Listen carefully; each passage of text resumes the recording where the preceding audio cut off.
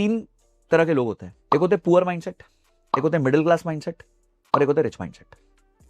मैं तीनों का आपको बहुत सिंपल डिफरेंस बताता हूं। जो पुअर आदमी होता है उसकी इनकम आती है, वो एक्सपेंस कर देता है, इसलिए वो पुअर रहता है। जो मिडिल क्लास होता है उसकी इनकम आती है, वो उस इनकम से ऐसा कोई एसेट परचेज करता है जिससे उधार चढ़ जाता है, और वो उधार चुकाता चुकाता मर जाता है। ये मिडिल क्लास, क्योंकि उसको सोसाइटी भी तो है ना, मेंटेन करना है। ठीक है, वो क्या कहते हैं, डैश फटे तो फटे नवा भी ना घटे। ठीक है, डैश को आप भर दीजिएगा अंदर। मैं कपड़ों की बात कर रहा था।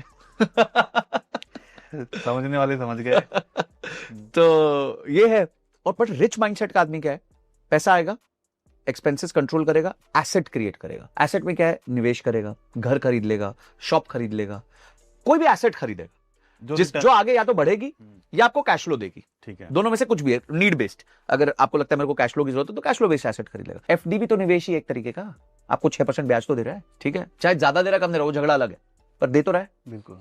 तो ये तीन मानसिकता के लोग होते हैं। एक पुअर माइंडसेट है, इनकम एक्सपेंस बाय बाय। एक मिडिल क्लास माइंडसेट है, income liability expense buy buy. और एक रिच माइंडसेट है, इनकम एसेट एक्सपेंस